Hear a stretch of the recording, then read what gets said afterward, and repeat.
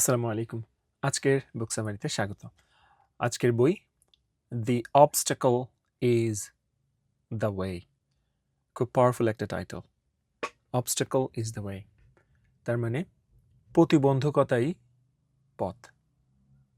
তার মানে কঠিন যে সময়, প্রতিবন্ধকতা, বাধা, বিপত্তি, তার ভেতর থেকেই পথ বের হয়। কিভাবে? সেটা আমি বলবো না, বলবেন বইয়ের লেখক রায়ান হলিডে। এটা রায়ান হলিডের দ্বিতীয় বই আমরা করছি। প্রথম বইটা মনে আছে মনে হয় সবার আপনাদের, ইগো ইজ দি এনিমি। ওকে, শুরু করছি। When the road breaks in front of you, যখন পথ আপনার সামনে ভেঙে যায়। What if the worst thing that happened to you, ধরেন আপনার লাইফে খুব বাজে, সবচেয়ে খারাপ কিছু ঘটল, was actually the best thing that happened to you, কিন্তু কেমন হতো যদি ওই সবচেয়ে খারাপ জিনিসটাই আপনার লাইফে ঘটে যাওয়া সবচেয়ে সেরা জিনিস হতো? এটা অদ্ভুত ব্যাপার, তাই না? খারাপ জিনিস আবার ভালো জিনিস হয় কিভাবে? Most of us treat obstacles like enemies. বেশিরভাগ মানুষ প্রতিবন্ধকতাকে শত্রুর মতো ট্রিট করে, মনে করে যে এরা আমার শত্রু। We think problems are bad luck. আমরা মনে করি প্রবলেম হলো ব্যাড লাক, সমস্যা হলো আমাদের দুর্ভাগ্য। We believe success would be easy if only the obstacle wasn't there. আমরা ভাবি যে সফল হওয়া কত ইজি হইতো যদি আমাদের জীবনে ওই বাধা বা ওই বিপত্তিগুলো না থাকতো, তাই না? এটা কিন্তু আমার আপনার সব রকম প্রায় সবারই এই ভাবনাটা আছে। আমরা মনে করি যে এটা যদি না হতো তাহলে আমি সফল হতাম, ওই প্রতিবন্ধকতাটা না থাকলে কিছু একটা করে ফেলতাম। বাট আসলে ব্যাপারটা এরকম নয়। বাট নিয়ারলি 2000 years ago, কিন্তু প্রায় 2000 বছর আগে, the Roman emperor Marcus Aurelius wrote something very strange in his positive journal. Roman সম্রাট মার্কাস অরেলিয়াস, উনি খুব ইতিহাসে একজন বিখ্যাত একজন ব্যক্তি। ওনাকে নিয়ে আমরা পরবর্তীতে আরও কিছু বইতে ওনার কথা আলোচনা করব ইনশাল্লাহ। তো উনি তার যে প্রাইভেট জার্নাল ছিল, যে দিনপঞ্জি বা ডায়েরির মতো, সেইখানে উনি কিছু লিখেছিলেন, স্পেশাল কিছু লিখেছিলেন বা অদ্ভুত কিছু। উনি লিখলেন, the impediment to action advances action. কোনো একটা কাজে নামলে যে বাধা বিপত্তি আসে, ওই বাধা বিপত্তিগুলোই আপনার ওই কাজের গতি বাড়িয়ে দেয়। অর্থাৎ কোনো একটা কাজে নামলেন, একটা প্রতিবন্ধকতা আসলো সামনে, ওই প্রতিবন্ধকতার কারণেই আপনার কাজে আরও গতি পাবে। What stands in the way becomes the way. কি সুন্দর কথা! আমাদের সামনে বাধা হয়ে দাঁড়ায় যা, সেটাই পথ হয়ে যায়। তার মানে যা আমাদেরকে বাধা দিচ্ছে সেটাই পথে রূপান্তর হচ্ছে। Ryan Holiday builds this entire book around that idea. Ryan Holiday উনি হচ্ছে ওনার এই পুরো বইটাই এই আইডিয়াকে ঘিরে। This is not a motivational book that tells you to stay positive. এটা কিন্তু অন্যান্য আর পাঁচটা মোটিভেশনাল বইয়ের মতো না, যেটা আপনাকে সবসময় স্টে পজিটিভ থাকতে বলবে। It is a practical philosophy based on stoicism, a system designed for soldiers, leaders and people under pressure. Stoicism নিয়ে আমরা কথা বলবো পরে একটা সময়। তো এই স্টোইসিজম হচ্ছে এমন একটা মতবাদ বা মতাদর্শ, যেটা মূলত হচ্ছে আপনাকে আপনার জীবন সম্পর্কে, আপনার ব্যর্থতা, আপনার সফলতা, এসব কিছু সম্পর্কে একটা ডিফারেন্ট একটা আইডিয়া বা ডিফারেন্ট একটা দৃষ্টিভঙ্গি শেখায়। তো এই সিস্টেমটা মূলত হচ্ছে সোলজার্স, লিডার্স এবং পিপল আন্ডার প্রেশার। সৈন্য, তারপর হচ্ছে লিডার, তারপর হচ্ছে যেসব মানুষরা প্রেশারে আছে মানসিকভাবে বিশেষ করে, তাদের জন্য এই সিস্টেমটা খুব কাজ করে। The book gives us a simple but powerful framework. এই বই আমাদের খুব সহজ কিন্তু খুব পাওয়ারফুল একটা ফ্রেমওয়ার্ক শেখায়। First, see the obstacle clearly. প্রথমত ওই প্রতিবন্ধকতা, ওটাকে আপনার ক্লিয়ারলি দেখতে হবে। Then act correctly. তারপর সঠিক যে কাজ সেটা করতে হবে। Finally, endure what can't be damaged, এবং যা ড্যামেজ করা যাবে না, অর্থাৎ যেটা নষ্ট করা যাবে না বা ক্ষতি করা যাবে না, সেটা এন্ডিউর করতে হবে, সহ্য করতে হবে। The obstacle does not block the path, অর্থাৎ আপনার যে অবস্টাকল, আপনার যে প্রতিবন্ধকতা, এটা কিন্তু আপনার পথকে আটকায় না। The obstacle is the path, ওই প্রতিবন্ধকতাই আপনার পাথ। তো আমরা কি জানলাম ইন্ট্রো থেকে? Problems are not interruptions to life, they are the training ground. আমাদের লাইফের প্রবলেমগুলো, এটা আমাদের লাইফের কোনো ইন্টারাপশনস না, মানে আমাদের লাইফের কোনো বাধা না, বরঞ্চ তারা হচ্ছে ট্রেনিং গ্রাউন্ড, অর্থাৎ এইখানেই আমরা ট্রেন্ড হই, প্রশিক্ষণ পাই। Chapter 1, the discipline of perception. আপনার পারসেপশনের discipline. 2 people face the same problem. দুজন মানুষ একই ধরনের প্রবলেমে পড়লো, ধরুন। One collapses, the other grows stronger. Why? বলছে দুজন মানুষ সমস্যায় পড়লো, একজন মানুষ ভেঙে পড়লো এবং অপরজন সে আরও স্ট্রং হয়ে গেল সমস্যায় পড়ার পর। কেন? Because events themselves are neutral. কিন্তু ইভেন্ট, আমাদের লাইফের যে ইভেন্টগুলো, সেগুলো কিন্তু neutral. They are not good or bad, তারা ভালোও না আবার খারাপও না। Only our perception makes them so. আমরা কোনো একটা ঘটনাকে কিভাবে দেখি, ওটাই নির্ভর করে যে এটাকে গুড বলবো নাকি ব্যাড বলবো। ইন্টারেস্টিং ব্যাপার।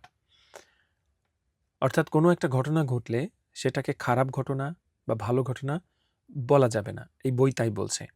আমরা কিভাবে এটা দেখছি বা কোন অ্যাঙ্গেল থেকে, কোন পারসেপশন থেকে, কোন দৃষ্টিভঙ্গি থেকে এটা দেখছি, ওইটাই নিরূপণ করে দিবে যে ওটা কি ভালো নাকি খারাপ। When something goes wrong, panic feels automatic, but panic is actually a choice. দামি কথা। যখন খারাপ কিছু ঘটে, তখন আমাদের মনের মধ্যে একটা প্যানিক, আতঙ্ক ছড়িয়ে পড়ে, এবং এই প্যানিক কিন্তু অ্যাকচুয়ালি একটা চয়েস। তার মানে এটা আপনি চাইলে প্যানিকড হতেও পারেন, নাও হতে পারেন। যখন কোনো কিছু খারাপ কিছু ঘটে বা রং কিছু ঘটে, তখন আপনি চাইলে প্যানিকড হতেও পারেন, নাও পারেন। The moment you panic, the situation controls you. যখনই আপনি প্যানিকড হন, যখন আপনার মধ্যে আতঙ্ক কাজ করে, তখন ওই সিচুয়েশন আপনাকে কন্ট্রোল করা শুরু করে।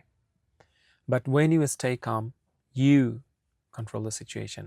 কিন্তু যখন আপনি শান্ত থাকেন, তখন আপনি সিচুয়েশনকে কন্ট্রোল করেন। বুঝতে পেরেছি? Stoicism teaches us to separate facts from emotion. Stoicism আমাদেরকে ফ্যাক্টস এবং ইমোশন দুটোকে আলাদা করে দেখতে বলে। You can't control the economy, you cannot control other people, but you can always control how you interrupt events. আপনি ইকোনমি বা অর্থনীতিকে চেঞ্জ করতে পারবেন না, মানে কন্ট্রোল করতে পারবেন না। আপনি অন্য মানুষদেরও কন্ট্রোল করতে পারবেন না। কিন্তু আপনি যেটা অ্যাকচুয়ালি পারবেন সবসময়, সেটা হচ্ছে আপনি কিভাবে কোনো একটা বিষয়কে দেখেন, কোনো একটা ঘটনাকে কিভাবে আপনি দেখেন, আপনি কিভাবে দেখেন, ওইটা সম্পূর্ণই আপনার নিয়ন্ত্রণে। John Rockefeller learn this lesson early. John রকফেলারের কথা বলা হচ্ছে, উনি এই শিক্ষাটা খুব অল্প বয়সে পেয়ে যান। During the financial crash of 1857, people around him panicked and lost everything. 1857 সালে যখন ফাইন্যান্সিয়াল ক্র্যাশ হয়, অর্থনীতি ধসে পড়ে, তখন তার চারপাশের মানুষজন খুব প্যানিকড হয়, খুব আতঙ্কিত হয়, এবং প্রায় সব কিছুই হারিয়ে ফেলে তারা। Rockefeller did the opposite. কিন্তু রকফেলার উনি কিন্তু উল্টা কিছু করলেন। হি স্টেড কাম, চুপচাপ থাকলেন, শান্ত থাকলেন। অবজার্ভড মিস্টেকস, তিনি মিস্টেকগুলো বোঝার চেষ্টা করলেন যে কার কোথায় ভুলটা হচ্ছে। অ্যান্ড কোয়াইটলি ইনভেস্টেড, এবং চুপচাপ বিনিয়োগ করে গেলেন। That crisis which ruined others built his Fortune. ওই ক্রাইসিস, অর্থনৈতিক ধস, সবাইকে যেখানে ধ্বংস করে দিল, সেখানে তার ভাগ্য খুলে গেল। He didn't see disaster, he saw information. Rockefeller কিন্তু ডিজাস্টারকে বড় করে দেখেন নাই, উনি দেখেছেন যে ইনফরমেশনটাকে, অর্থাৎ কি তথ্য আমার এখানে আছে, কি শেখার আছে, কিভাবে আমি কাজ করলে অন্য সবার মতো অবস্থা আমার হবে না। So that is the thing. কি জানলাম? Events don't hurt you, your interruption does. কোনো একটা ঘটনা আপনাকে হার্ট করতে পারে না। আপনি ওই ঘটনাকে কিভাবে ব্যাখ্যা করছেন, কোন অ্যাঙ্গেল থেকে দেখছেন, ওটাই আসল কথা। Chapter 2, flipping the script. What if life puts you somewhere you never wanted to be and you cannot leave? ধরুন কেমন হবে যদি কিনা আপনার লাইফ আপনাকে এমন একটা সিচুয়েশনের মধ্যে নিয়ে যায় যে সিচুয়েশনে আপনি কখনোই পড়তে চাননি এবং সেখান থেকে বের হতে পারছেন না। কি একটা ভয়ঙ্কর পরিস্থিতি। Sometimes obstacles cannot be removed. মাঝে মাঝে অবস্টাকল রিমুভ করা যায় না লাইফ থেকে, প্রতিবন্ধকতা বাধাকে দূর করা যায় না। But meaning can always be রিরিটেন। কিন্তু কোনো একটা অবস্টাকলের মিনিং কি, অর্থ, সেটা কিন্তু নতুন করে লেখা যায়। ইন্টারেস্টিং লাগছে। Rubin Hurricane Carter was falsely accused of murder and sentenced to life in prison.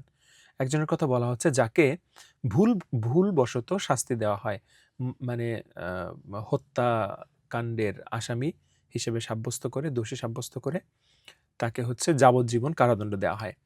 Most people would mentally collapse. যে খুন করেনি তাকে যদি যাবজ্জীবন দেওয়া হয়, স্বাভাবিকভাবে বুঝতে পারছেন এটা কল্পনাতীত কষ্ট। বেশিরভাগ মানুষ এই ধরনের সিচুয়েশনে ভেঙে পড়বে। কার্টার রিফিউজড, কিন্তু কার্টার ভেঙে পড়লেন না। He rejected the identity of prisoner. তিনি এই যে প্রিজনারের যে আইডেন্টিটি, অর্থাৎ তিনি যে একজন কয়েদি, এই যে একটা ট্যাগ, এই আইডেন্টিটিটাকে উনি রিজেক্ট করলেন, উনি নিতে চাইলেন না। He wore his own clothes. তিনি নিজের পোশাক পরতেন। Studied law and philosophy. তিনি হচ্ছে আইন বিষয়ক এবং ফিলসফি, দর্শন নিয়ে পড়াশোনা করলেন। And treated prison as a classroom, not a cage. এবং পুরো প্রিজনটাকে, অর্থাৎ পুরো জেলখানাটাকে তিনি একটা ক্লাসরুম হিসাবে ভাবতেন, নট এ কেজ, কোনো একটা বন্দিশালা হিসাবে নয়। After 19 years he walked free, educated, disciplined, unbroken. Wow! 19 বছর পর তিনি জেল থেকে ছাড়া পেলেন। তখন তিনি এডুকেটেড, শিক্ষিত, ডিসিপ্লিনড, গোছানো, এবং আনব্রোকেন, অর্থাৎ তার ভেতরটা খুবই স্ট্রং, মানসিকভাবে সে strong, stable. The lesson is simple but uncomfortable. এই যে লেসন, এটা কিন্তু খুব সিম্পল, কিন্তু এটা আনকমফোর্টেবল, এটা সহজে হজম করা, সহ্য করার মতো না। No one can steal your freedom to choose your response. পৃথিবীর কেউই আপনাকে এই স্বাধীনতাটা কেড়ে নিতে পারবে না। কোন স্বাধীনতা? আপনি কোনো কিছুতে কেমন রেসপন্স করবেন, এই যে স্বাধীনতা, এটা সম্পূর্ণই আপনার, এটা কেউ কখনো কেড়ে নিতে পারবে না। You may not control what happens to you. আপনার জীবনে যা ঘটে এটা হয়তো আপনার কন্ট্রোলে নাই, but you always control the story you tell yourself. কিন্তু ওই যে আপনার লাইফে যা ঘটে, but you always control the story you tell yourself. অর্থাৎ আপনি আপনার জীবনকে কোন গল্প শোনাবেন, আপনি আপনার নিজেকে কি গল্প শোনাবেন, সেটা কিন্তু সম্পূর্ণই আপনার হাতে। তার মানে গল্প বলতে এখানে বোঝানো হচ্ছে ওই সে পুরনো কথা, কোনো একটা ঘটনা ঘটলো, সেই ঘটনার ব্যাখ্যা আমি নিজেকে কি দিচ্ছি, ওইটা আমার নিয়ন্ত্রণে। ঘটনাটা হয়তো আমার নিয়ন্ত্রণে না, হয়তো আরেকজন ঘটিয়েছে বা হঠাৎ করে ঘটে গিয়েছে, কিন্তু ওইটার ইন্টারপ্রিটেশন, ব্যাখ্যাটা কি, রাইট, রেসপন্সটা কেমন, ওইটার দায়িত্ব, ওইটার মানে বেছে নেওয়ার যে একটা স্বাধীনতা, ওইটা সম্পূর্ণই আমার, এবং এটা কেউ নিতে পারে না। তো কি জানলাম আমরা এখান থেকে? You lose power the moment you accept the label victim. দারুণ ব্যাপার, আবার পড়ব। You lose power the moment you accept the label victim. যে কোনো সিচুয়েশনে আপনি যখন নিজেকে ভিকটিম ভাববেন, আপনি অবহেলিত বা আপনি নিষ্পেষিত, রাইট, আপনি অত্যাচারিত, এরকম যে কোনো ধরনের, আপনি যখন নিজেকে ভিকটিম ভাববেন, তখন আপনি হচ্ছে আপনার ক্ষমতাটাকেই হারালেন। আমরা এটা হরহামেশা করে থাকি। Chapter 3, action and the process. Have you ever avoided starting something because the goal felt too big? লাইফে কখনো এরকম হয়েছে যে ধরেন আপনি কোনো একটা কিছু আহ, আহ, শুরু করে আপনি আর ওটা কন্টিনিউ করেননি কারণ আপনার মনে হয়েছে যে এই যে মানে গোল, এই গোলে পৌঁছাতে হলে, লক্ষ্যে পৌঁছাতে হলে আমার অনেক দূর যেতে হবে, অনেক পরিশ্রম করতে হবে, এই কারণে মানে বাদ দিয়েছি, ও সম্ভব না এতদিন ধৈর্য ধরা। এরকম কি হয়েছে? আমার মনে হয় হয়েছে বেশিরভাগ মানুষের জীবনেই। Once perception is clear, action must follow. যখন আপনার পারসেপশন, অর্থাৎ আপনার যে দৃষ্টিভঙ্গি, আপনার যে মানে ভাবনা, সেটা যখন ক্লিয়ার হবে তখন আপনার কাজও সেই দিকেই যাবে। But not frantic action, not emotional action. কিন্তু এলোমেলো কোনো কিছু না বা ইমোশন ভিত্তিক কোনো অ্যাকশন না, সলিড অ্যাকশন, ডিসিপ্লিনড অ্যাকশন, তাই বলছে আর কি, ডিসিপ্লিনড অ্যাকশন। এলোমেলো ভাবে না, ঠিক আছে? আপনার গোল ক্লিয়ার। আপনি যখন বুঝবেন যে আপনার গোল ক্লিয়ার এবং পারসেপশন ইজ ক্লিয়ার, কেন ওখানে যাচ্ছি, কেন এটা করতে যাচ্ছি, তখন আপনার অ্যাকশনটাও সেই দিকেই যাবে। Stoicism teaches us to focus on the process, not the outcome. Stoicism আমাদেরকে শেখায় যে তুমি ওখানে পৌঁছাবা, তো পৌঁছানোর পরে কি হবে সেটার পরে ফোকাস না দিয়ে তুমি যেভাবে পৌঁছাচ্ছ, যেভাবে স্টেপগুলো ফেলছো, যেভাবে এক পা এক পা করে এগোচ্ছ, ওই প্রসেসের পরে ফোকাসটা দাও। You don't climb a mountain by staring at the peak. দামি কথা। আপনি আপনি যখন কোনো পাহাড়ে উঠছেন তখন কিন্তু আপনি পাহাড়ের যে শীর্ষবিন্দু, রাইট, পাহাড়ের যে শীর্ষ চূড়া, তার দিকে তাকায় থেকে কিন্তু আপনি পাহাড়ে উঠতে পারছেন না।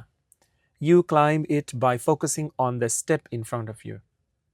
অর্থাৎ আপনি যে স্টেপগুলো নিচ্ছেন সেই স্টেপগুলোর দিকে ফোকাস দিয়ে আপনি পাহাড়ে চড়ছেন, তাই না? সেদিকে আপনার focus. Demosthenes wanted to be a great public speaker. Demosthenes একজন ইতিহাসের একজন ব্যক্তি, তিনি একটা পাবলিক স্পিকার হতে চাইলেন, but he stuttered and was physically weak. তিনি হচ্ছে তোতলানো মানে তোতলাতেন, মানে তার কথা বেঁধে যেত এবং হচ্ছে শারীরিকভাবে দুর্বল ছিলেন। Instead of quitting he build a brutal process. তিনি হাল ছেড়ে না দিয়ে তিনি খুবই স্ট্রং বা খুব ভিগারাস একটা প্রসেস, কষ্টকর একটা প্রসেস তৈরি করলেন। He practise speaking with stones in his mouth. তিনি কি করলেন? মুখের ভিতর পাথর নিয়ে তিনি স্পিকিং প্র্যাকটিস করতেন। He trained against the wind. He remove distractions until improvements was inevitable. তিনি সকল কিছুর মানে সকল প্রতিকূলতার বিরুদ্ধে গিয়ে উনি হচ্ছে এই প্র্যাকটিসটা করলেন এবং করতে করতে একসময় এমন একটা অবস্থায় গেল যখন তার ইমপ্রুভমেন্ট না হয়ে আর কোনো উপায় ছিল না। Small steps, daily effort, relentless consistency. ছোট ছোট স্টেপ নিয়মিত যদি আপনি দেন এবং ধারাবাহিকতা যদি বজায় রাখেন তাহলে সফলতা আসবেই। এটা সব ক্ষেত্রেই সত্য। That process turn weakness into mastery. এবং এই যে প্রসেস, এটাই কিন্তু তার উইকনেসকে, তার দুর্বলতাকে একটা মাস্টারিতে রূপ দেয়। কি জানলাম আমরা এখান থেকে? Don't chase in the result, master the step in front of you. অর্থাৎ আমরা যে রিজাল্ট যে পাই মানে আশা করি, সেই রিজাল্টকে চেজ করার দরকার নেই। যেমন টাকা একটা রিজাল্ট বা কেউ কেউ বলে বাই প্রোডাক্ট। তো এটার পেছনে না ছুটে আমরা হচ্ছে যদি প্রসেসের পেছনে সময় দিই, master the step in front of you, আমি কোন স্টেপে আগাচ্ছি সেই স্টেপগুলোর প্রতি আমি যত্নবান হই, ফোকাস দিই, তাহলে টাকার ব্যাপারটা এমনি আসবে। আমি টাকার উদাহরণ দিয়ে বললাম আর কি।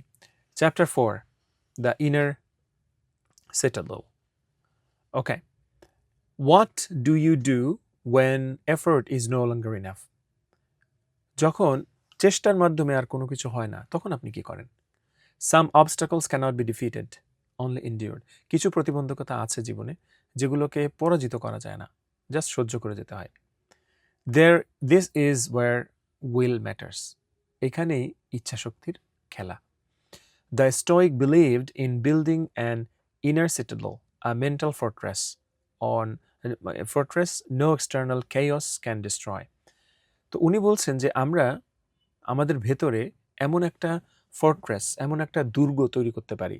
দুর্গ আপনারা দেখেছেন রাজাদের আগে থাকতো।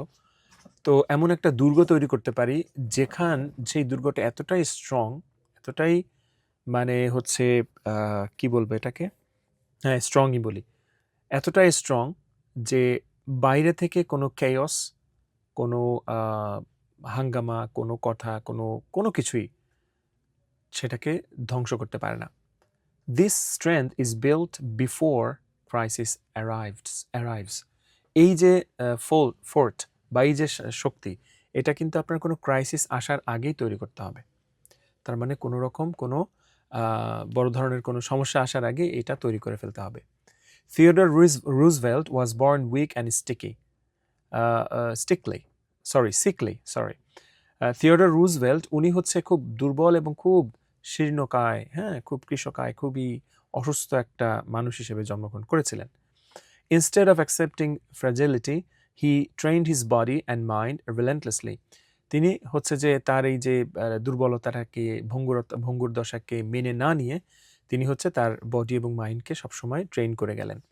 Years later, when his wife and mother died on the same day, he survived the emotional devastation because he had already trained himself to endure pain. My goodness. অনেক বছর পর ওনার ওয়াইফ এবং ওনার মা একই দিনে মারা যান। কি একটা দুর্বিষহ ব্যাপার। তো তার জন্য এগুলো মেনে নেওয়া খুব কঠিন হতো, কিন্তু তিনি যে ওই যে আগে থেকেই কষ্ট সহ্য করা শিখে গিয়েছেন, তাই উনি ওই যে কষ্টটা সহ্য করতে পেরেছিলেন। Will is not loud, it is quiet endurance. আপনার ইচ্ছা শক্তি এটা কিন্তু লাউড কোনো কিছু না, এটা দেখা যায় না, ছোঁয়া যায় না, ধরা যায় না, কিন্তু এটাই কিন্তু সত্যিকার অর্থের আপনার নীরব কষ্ট সহ্য করার সামর্থ্য। কি জানলাম? Prepare your mind before life tests it. আপনার মনকে প্রশিক্ষিত করুন, আপনার মনকে প্রশিক্ষণ দিন, ইভেন আপনার শরীরকেও। যখন মানে লাইফ আপনার পরীক্ষা নেওয়ার আগেই, লাইফ আপনাকে কষ্ট দেওয়ার আগেই আপনি এই প্রস্তুতিগুলো নিয়ে থাকুন। And the last chapter, perseverance and mortality. Why should you remember that you will die? কেন আপনার এটা মনে করা উচিত যে আপনি মরে যাবেন? Because death gives clarity.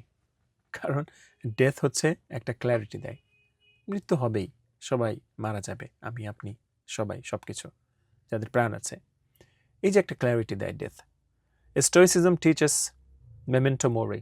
Memento mori শেখায় স্টোইসিজম, যে রিমেম্বার ইউ উইল ডাই, মনে রেখো তুমি কিন্তু বাঁচবে না, বেশি মানে একসময় মারা যাবে। Not to depress you but to put problems in perspective. আপনাকে এই যে স্মরণ করিয়ে দেওয়া, এটা যে আপনাকে ডিপ্রেস করে দেওয়ার জন্য, আপনার মন খারাপ করে দেওয়ার জন্য করা হয় তা না, বরঞ্চ but to put problems in perspective, প্রবলেমগুলোকে পার্সপেক্টিভে একটা কাঠামোতে রাখার জন্য এটা করা হয়। Traffic feels smaller when you remember life is short. আসলেই আসলেই আপনি জ্যামে পড়েছেন, অনেকক্ষণ হয়ে গিয়েছে, তাই না? ঢাকা শহরে বিশেষ করে এরকমটা হয়ে থাকে। যখন আপনি মনে করবেন যে লাইফটাই তো শর্ট, কয়দিন বাঁচবো, 50-100 বছর, এরকম কত কত কত 100 বছর পার হয়ে গেল। যখন এভাবে চিন্তা করবেন, দেখবেন ট্রাফিক যে জ্যাম, ওইটাকে তখন আরও ক্ষুদ্র মনে হবে। জ্যাম কয় ঘন্টা লাগে? 3 ঘন্টা 4 ঘন্টা, তাই না?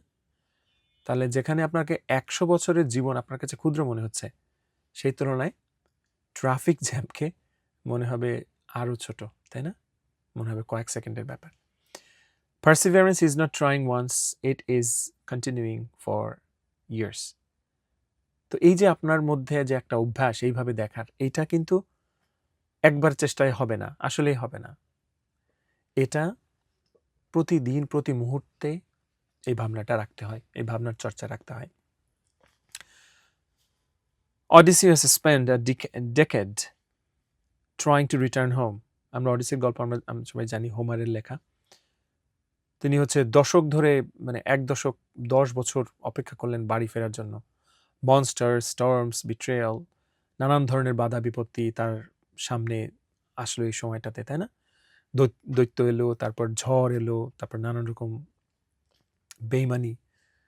none stopped him, কোনো কিছুই তাকে দমিয়ে রাখতে পারেনি। He endured not because he was strong every day, but because he refused to quit. তিনি সহ্য করে গেলেন প্রতিটা মুহূর্তেই প্রতিটা পেইন।